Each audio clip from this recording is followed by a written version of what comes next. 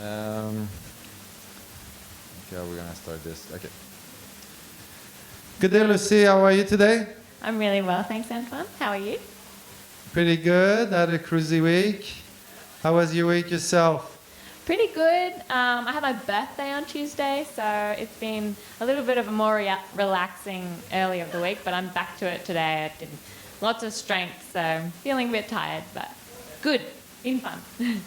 You took a bit of time off work, you say. So what you've been up to? Let's say start last weekend. Mostly climbing at Climblim. I'm addicted to that place at the moment. And then on my birthday, I went to the beach with my mom, and we had a lovely day together. So yeah, it's been kind of chill and just doing what I love, and yeah, taking a bit of time to myself. So yeah. Am I wrong? But you also hiked Mont Coulomb. I think I saw you at the summit. Yes, it was a very hard hike. It was like extreme mountain. Grade 5. Yeah. But no, it was really nice. It was just enjoyable. I haven't done that hike for like 8 years, so it was nice to go up the top and get the views. Yeah, I went to the cave for 10 years before I went to the summit. So now you're back at work. You had a few days in town before today. So how did it go for you? Yeah, it's been a good week. I've just been getting back into hard training and working hard, trying to, get motivated and get psyched. There's a lot coming up, so I've got a lot to train for. What's your definition of hard training? Hard training. Well, this morning I did a 3-hour strength session. It was mostly upper body and fingerboarding. But then you back it up again with a second session, and some days a third, depending whether I fit in speed or, yeah. I couldn't do that today. I'm still tired from my strength session, but yeah, I think next week I'll bump it up again. So let's say you do strength in the morning. How much rest you give yourself before the second session in hours, I guess? Yeah, a couple of hours. Sometimes I go home, have a quick nap. That really helps. I have some food. Food's a big part of my life to make sure that I, recover properly before the next session. Yeah. Sometimes you feel really exhausted and then you just start the next session, and once you warm up, you feel better again. And then you really just start feeling tired when you stop. So as soon as you warm up, generally it's all right. You can get through it. So, yeah. And what about after power session? You must be sore, or you could have tendon. So would you reconsider saying, okay, I'm not going to do a second session today? You listen to your body a bit, or you more like, okay, I got to do this? Yeah, there's a fine line. I coach myself, so it's like constantly judging whether not to overtrain. I have a habit of I push myself really hard, but if my body's feeling exhausted, then I just stop. And if my finger hurts at all, there's no fingerboarding for a couple of days. It's like, yeah, I really listen to my body, and I stick to my training plan. And if I'm feeling tired and just lazy, then I continue doing the session. I just force myself to do it. But if I'm exhausted and actually sore, and it could be that's my body telling me to actually stop training, so I listen to it. But it's hard to know sometimes. Yeah, sometimes it's no pain, no gain. You got to go a bit deep, but be able to... Yeah, I mean, I've only just properly learned that a decent amount of how much rest helps. I had 2 weeks of completely no exercise for the first time in my life, outside of when I'm sick, Yeah. And that was actually really beneficial. And then it was just a really, really slow progression of doing light exercise like fingerboarding, upper body strength when I broke my sacrum. So that was a whole 12 weeks of recovery. So that rest has obviously I'm feeling the strongest I've ever felt. So I guess now I know rest helps. And about from rest, you got a physio or someone who's following you. Who are they and what they're doing for you? So my physio and Pilates instructor are at Revive in Ashgrove. They're actually opening a new new centre in West End, which is really exciting. But they were crucial in my recovery through my sacral injury.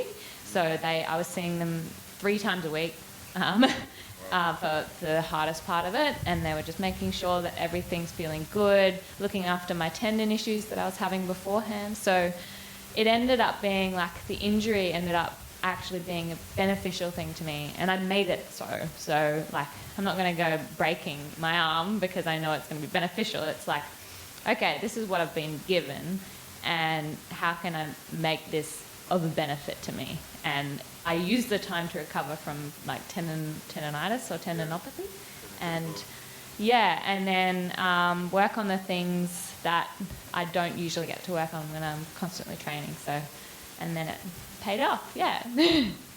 No, it did pay off. I think everyone knows a bit about your ALS success, let's say. But I just want to come back before that. You mentioned nutrition is really important for you. Is it something you'd like to talk about? How do you approach it? And you eat cake once in a while, or how do you roll? Yeah, so my nutrition is something I've struggled with in the past quite a lot. I probably didn't eat enough for a long time throughout my career.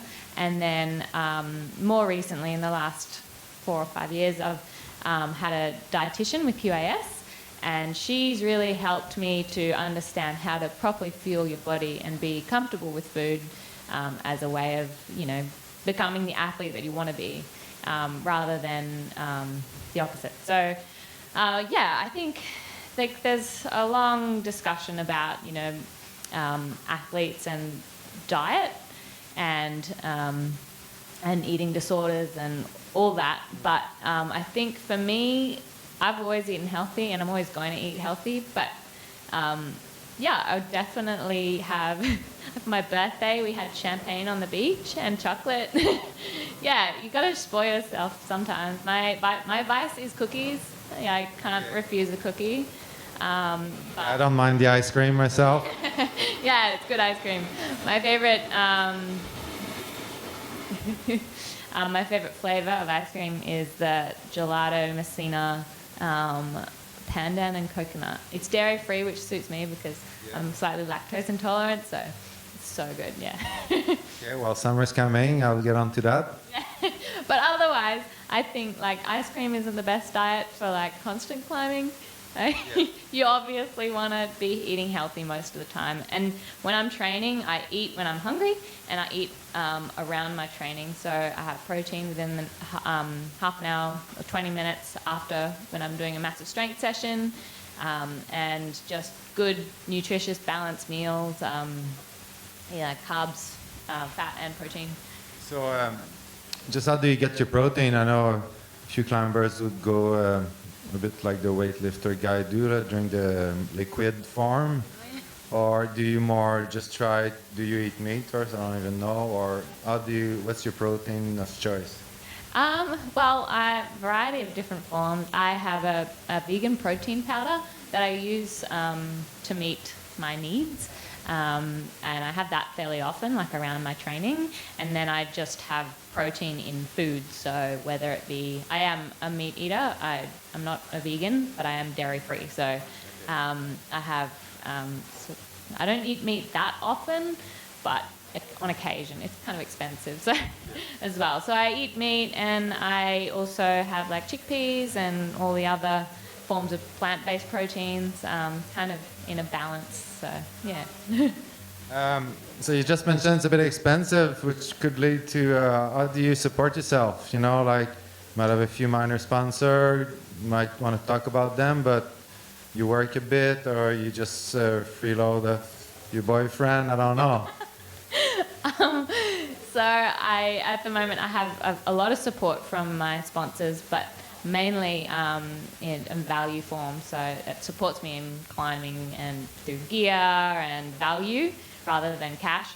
And so I work at Urban Climb here as well to support myself. And down the past, my parents have helped me out on occasion. Alex helps me out on occasion, but I think it's kind of, help out each other down the track, I guess. So hopefully I can when I get a proper job or something Wow. that's like more, or, you know, I only work here at Urban Climb on a part-time basis. So when I mean proper job, I mean it could be here, but more full-time or... Yeah, I have a point. You make choice at the moment with what's coming ahead. I'm sure you don't really want to work full time. Yeah, not really. I mean, I can't basically because I train full time and I have a lot of commitment with my sponsors and other media opportunities. So my time is. I'm also meant to be studying my Cert 4 in fitness, which I've put on hold until after the Oceanic Olympic qualifiers. So I'm really excited for that. And at the moment, we're just in this bit of an awkward stage. We're finding out whether we can postpone it another 6 or so months into 2021. When's the Olympic again? The Olympics will be the same time they were supposed to be this year, next year. And then, July, August, yeah. So yeah, you still could go 2-3 months later and still have time. Yeah, or potentially even 6 months. So, Just boom, boom. yeah, well, we're not sure. It would be in everyone's favour, I think, to postpone it, as hard as that is, because we've had, all of us athletes have been training for so long to, like, just get to March when it was supposed to be, and now they're postponing it. They postponed it to December and then might postpone it. And that's really hard. We've just been working really hard and it's emotionally exhausting. Your life's on hold until this thing happens. But really, you know. You still can go rock climbing in the weekend. Yeah, exactly. Sometimes, well, that's what I've kind of done. I was finding a little bit mentally difficult, just keeping onto it after having my injury and then having to knuckle down back into training for this competition that might not even happen, and I shouldn't be thinking about that, but you should just be able to like knuckle down and do it. But I was struggling a little bit, so I was like, I'm going to take some time to really go outdoors and enjoy climbing, still train, still do the, you know, the hard stuff in here, but not as much, just take a little bit for myself and enjoy. And it really paid off. Like, I'm really stoked with what's happened in the past few months. So Yeah, I can see the smile on your face. You came at the race last month, let's say. yeah, it's been a weirdly successful couple of months for me, and I'm really, really happy about it. So Yeah, I think we can give you the title of the Queen of Coolum at the moment. Well, you know, things change quick sometimes. exactly, yeah. No, definitely. Let's go see a bit more where we train. We'll just walk a bit further in the gym. And I'll just give you the mic for a second. I'll change camera. Okay. Hi, guys.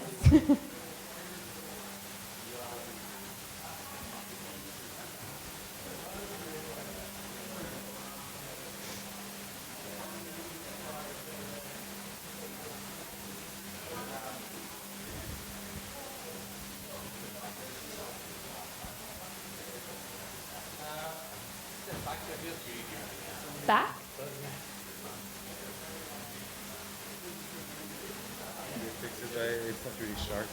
Okay, the image is not great. I just used the webcam today. And there's trains, as you can hear. So we're at Milton, at Urban Climb. Used to go at West End more, but I think Milton is like the new base camp for boulderers and training. What do you think at the moment?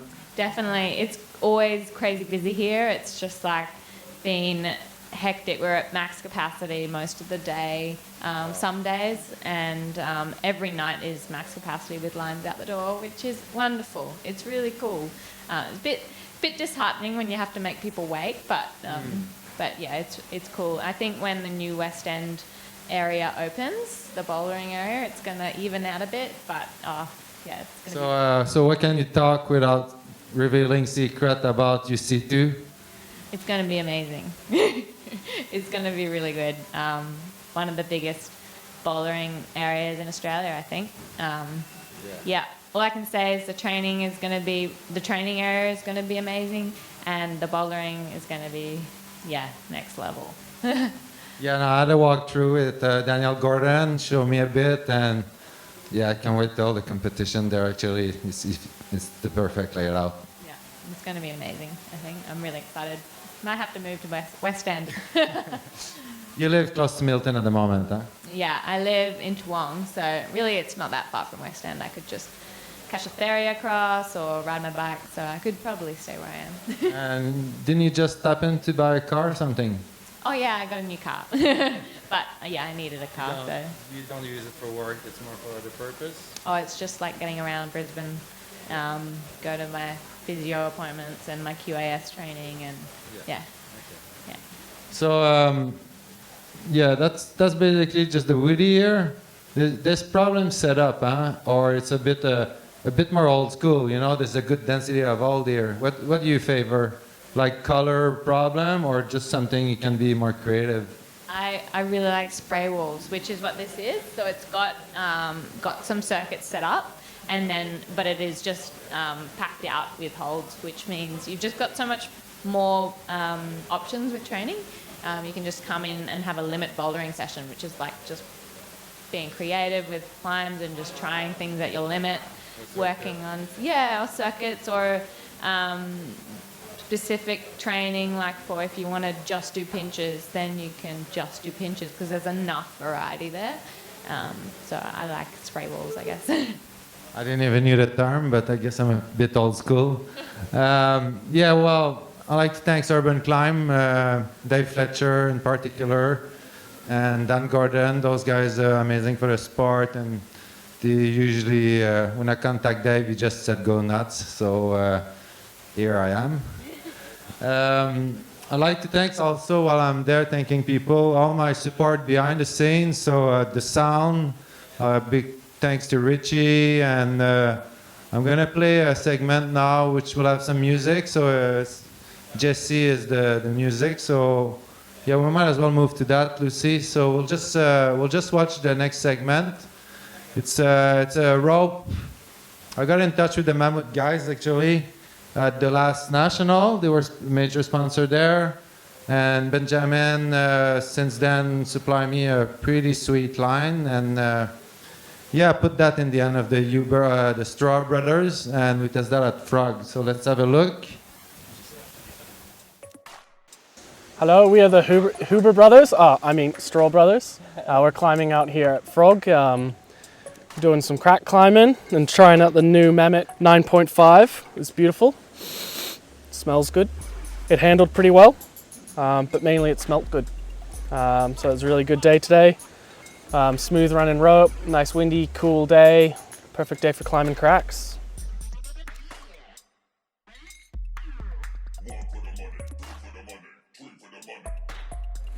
Getting on micro nuts. Put some really small nuts in. Lucky it's cold, so I've got some. I'm here climbing with my brother because no one else wants to climb with me and no one wants to climb with him, so. He's a pretty good climber. I taught him pretty much everything he knows, so you know, if he has any mistakes, it's pretty much my fault. I have to correct them for him, so. It's all on the rope, really. What do you mean? This rope is like smoother than butter. You know, we definitely do, I mean, all jokes aside, we definitely do share, like, you know, a bond. We're brothers, you know, you kind of know what each other's thinking. You know, like, when you need to take in the rope, when you need to change some shit around, that, you know, if they're not feeling comfortable, you know what to do. It's really good. I wish everybody had the opportunity to climb with a family member. I think it's really cool. Figure 8 with the Yosemite finish. Yep. Nice and easy to dress. The right amount of softness, not too soft, not too hard. Just feeds out beautifully. Yeah, so after climbing on the Mammut today and feeling how smooth it runs, I'm pretty sold on the Mammut. I know they do some pretty cool twin lines as well, so I'm thinking about trying out some of the twin lines. That'd be really handy here at Froq, especially on those longer like pitches. the handling, perfect. Like short rope a couple times, doesn't even matter. You know, it just glides. It's a pretty short route, but Man nuts. man, Oh, she's real smooth. The new Mammut. I don't know the name of this one.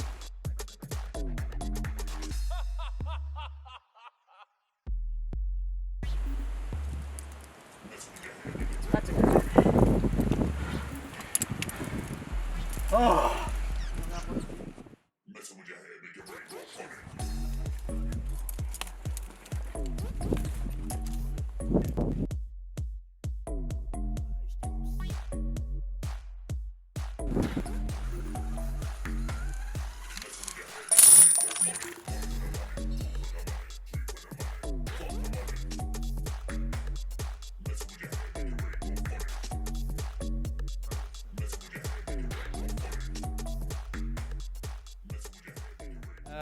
All right, so I know it's a bouldering area, but we just saw something about those ropes.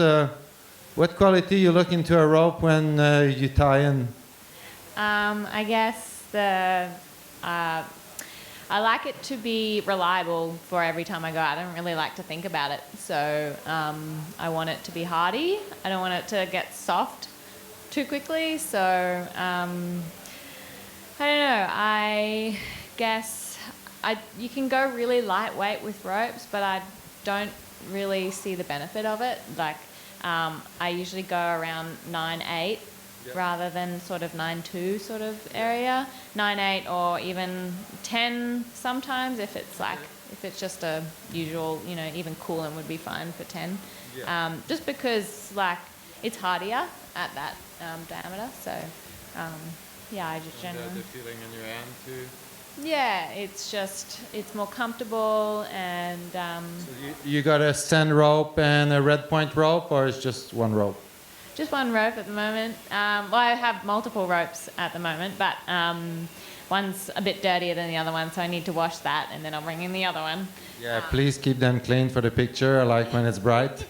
Yeah, I actually just got a really nice new rope from Pinnacle Sports, which I'm really excited to use. But I took it to Climblim once, and it's already kind of dirty. So, well, not really. It just, you know how you get a new rope and you get a little speck of dust on it, and you're like devastated. So Pinnacle Sports been supporting you for a few years. Can you talk to us about them and what's your relationship with them? Pinnacle Sports were actually my first sponsor. Yeah. They've been supporting me from the very beginning of my career. So I have a very good relationship with them, and they've been supporting me so much. So I love those guys. They're awesome. Yeah, pretty cool shop. Just a family who start their own thing. We now have option of a few shop in town, and they have a great online store. Yeah, I recommend to encourage them. They had it rough for COVID, being a smaller player. So let's spread the love. Yeah, I really respect their business and how they're a shop and they sell you gear, but then they're not salespeople. They don't pitch anything unless you need it. So they won't sell you something that you don't need. Basically, like they'll fit a shoe properly, and if they don't have what fits you, then they won't sell you anything. Like it's very nice. Very nice place, yeah. You used to be sponsored by other player. I'm not sure if they're still your sponsor, but it's a bit difficult traveling right now. It was not Flight Center or something? Flight Center very much still my sponsor. Okay. They've been really supportive of all of the athletes through this time. Obviously, they're going through a really, really rough patch, and who knows, what the future's going to hold for them.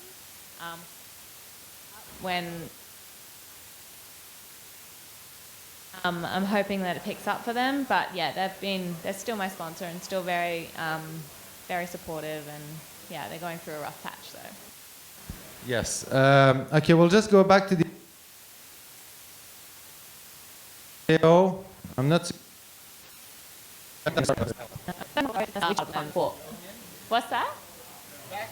Back a bit. Okay. So I guess I've been climbing on Evil for a long time, and it's a long road, but I haven't really ever committed to like getting it or projecting it properly. It's just been sort of like, get on the start of this and try the hard crux start, and hope to get stronger in the process. And it sort of started coming together, but I was never really psyched on it until after I came back from my injury a couple of months ago, and I managed to get through the whole start, the steep part of the start, and I was really excited, and I actually started working on Knievel first, Evel Knievel, which is a 29 and it goes left. And that was a really fun process. I really liked that climb. And eventually I got it, actually fairly quickly, which was kind of cool. I was really excited, and it was a wonderful achievement after coming back from an injury. And then I just wanted more. So I was like, well, I've got the start. I might as well try the rest of them. And honestly, Evel wears no pants. So Evel wears no pants is the 30. The Evel wears no pants is the classic 30 that goes up and right at the cave, and it would ever be something that I could really do. And then I got on it and tried the moves and pieced them together, and it came together fairly quickly. It was just one day, it just sort of came together. I was hoping for just getting a high point, and I got through the middle crux, which was pretty low percentage for me, and I managed to get through, and I was like, oh my god, I might as well keep trying and going for the send. But that top, there's a top crux, which if you're shorter, it's pretty hard, and you have to find out some pretty hard beta, so I figured it out and sent. All right. See, I'm gonna try to put that footage on the YouTube channel. But what I can tell you about it, and I put a little segment in a story, I think a little 10-second already, you guys might have seen, but basically she got Evel clean already in 2015. Like, I think maybe you started the second move, but you definitely do link in the start. You still look kind of strong, and then I don't think you came to Climblim as much. Yeah, I kind of was never really psyched on Climblim for a long time. I kind of just, I don't know, whenever I went, I got on the start of Evel for training. Like, I just wanted to try the moves and get stronger. I never really thought that I would ever be able to get Evel wears no pants. It would not something, I just didn't think it would be possible. So what you thought, what was your think? 2015, you were, how old were you? I have no idea. 5 years ago. 5 years ago, I guess I was 22 or 22, yeah. So, yeah, I don't know. I didn't, I just thought it was possible one day, but not anytime soon. And so I didn't really try it very hard, and that crux start is really, really difficult. And I didn't even try the rest of the climb until like 2 months ago. Oh, wow. So. But also, you decided Climblim wasn't for you. You didn't go for an easier line. You just went. So what was your focus to those years? Why? It's basically you came back to Climblim. So my Climblim psych ebbs and flows. I have a big history with Climblim, and like I have a soft spot for Climblim, but I'm not always psyched to go there to climb. Basically, in the last 5 years, I've been traveling for 3 months a year to go compete overseas and do World Cups. So my focus has been really entirely indoors. And when I get outdoors, I've been maybe going to Flinders or somewhere else. But Climblim is where, like, one of the first places I went outdoor climbing. It's also where I met my partner Alex 8 years ago. So yeah, I have a soft spot for Climblim, and I guess now it's my first 31 that I've ever sent. So Also, yeah, with the esoteric agenda. Yeah, esoteric. So. And you said also you have a soft spot for Sunshine Coast in general at this time of the year. You said it's like a tradition or something. Yeah, I guess when I was younger, or going through high school, my family used to always go to Sunshine Coast for a couple of weeks during the school holidays. So I love being there. It always feels relaxing. All right, we'll close this stream soon. So I'll ask the same question to every guest. Who's your top male, top female for Oceania? Who's can be you or not? I'm supposed to say myself, I feel, Yeah. in this situation. Who's your closest rival? Only one. Only one. Oh, far out. No, Antoine. Oh, come on. The hard question. You can say two if you want. Definitely Ocean, Angie. I have to say two. They're both incredibly strong and obviously my closest rivals. So. So let's say let's work on the strength of each of those athletes. Your strength, I would say, is you're really creative, amazing power endurance, and you might have a few sneaky technique the other girls don't have because of your rock climbing experience. That's just but what's your perception of the other girls' strength, let's say? So yeah, my strength is probably lead, definitely. Angie's very strong at lead as well. But I think Osha's strength, Osha's strong in everything. She's amazing, but she's above everyone in the speed by a fair bit. Like that's her, I don't know what you call it, like, yeah. Yeah, so Yeah. they'll give her Yeah. So speed and bouldering is definitely Osha's strength, but So I can notice you focused, which was not your forte. You're sleeping more. So what's your chance of winning the bouldering category? well, I think How inspired are you by this category in the first place? I love bouldering. Yeah, bouldering. I've been working really hard on, and like depending on like at the moment, I'm just doing a lot of strength. So my bouldering's probably not that good. It's probably going to be better in my next phase when I'm doing some more power and more actual bouldering. But I think I've done really well in the last few years, and I was always a lead climber when I started, and then